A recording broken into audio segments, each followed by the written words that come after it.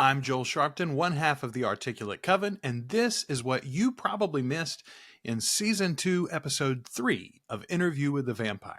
Number 1, Raglan James. Should have seen that coming. Did not see that one coming. Raglan James is a fascinating inclusion at this point in the series. Justin Kirk's casting brought intense speculation from the book fandom. Most of it centered around a different character from the novels, David Talbot. Interestingly, David's story is very much tied to that of Raglan James, and will likely remain so in the TV series.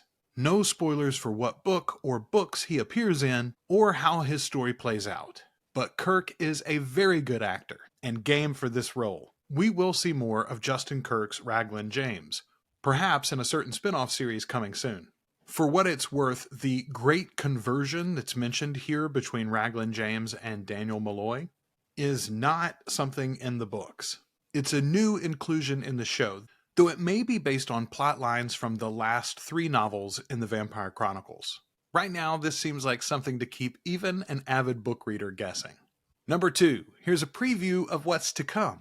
Season 3 of this show is coming. It's been officially greenlit and is in production as we speak. There's even been a teaser video released for Season 3, and it has been confirmed to be based on the second novel in the Vampire Chronicles, The Vampire Lestat.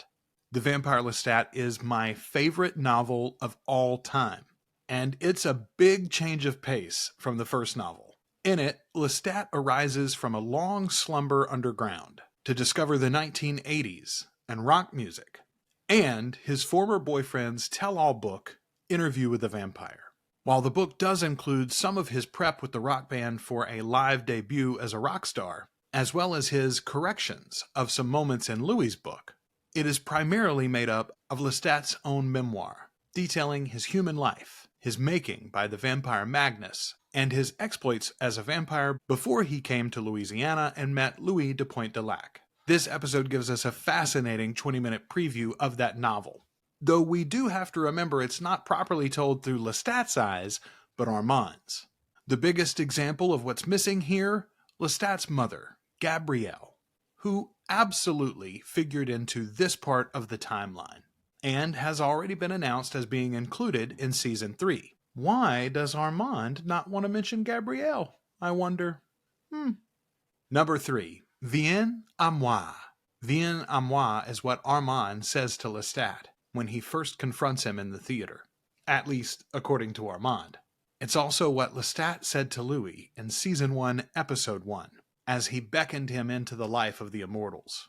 It's also the French translation of the title of Lestat's record, which he made to entice Louis to come back to him, by having his mistress Antoinette sing it. And guess what? Viens à moi comes up a lot in the books as well. Magnus says it to Lestat. Armand says it to Lestat. Lestat says it to Louis. The point is, it's a theme. And just like in an opera, you can expect the theme to reprise. Number 4, Nicolas de l'Enfant. Nicolas is Lestat's first love. We get our glimpse of him here as played by Joseph Potter, who is confirmed to be returning for Season 3. We actually heard the music that Lestat composed for Nicolas in Season 1, Episode 1, on Lestat's music box, as he seduced Louis with Miss Lucy. Armand's telling of this connection isn't right either, as Lestat and Nicolas came to Paris together, and were already a couple long before Lestat was turned to a vampire. What Armand didn't change in his telling of this story was the dissolution of Armand's coven, which did involve Nikki and absolutely was something that Armand almost wanted, but couldn't find the will to make happen himself. Armand is pretty passive, historically speaking. Also, for the record, Lestat's exit from Paris is not as Armand described it here. Number 5, the Talamasca. We see both their name and their logo in the files that pop up on Daniel's computer.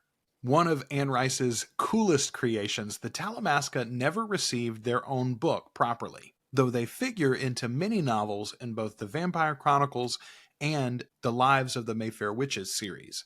The Talamasca are a scholarly, secular group of psychics and paranormally gifted individuals, as well as those interested in the above topics. The Talamasca watch and observe the vampires, the witches, and other supernatural, or as Anne would prefer, preternatural entities in this universe. Their slogan is, "We watch and we are always here."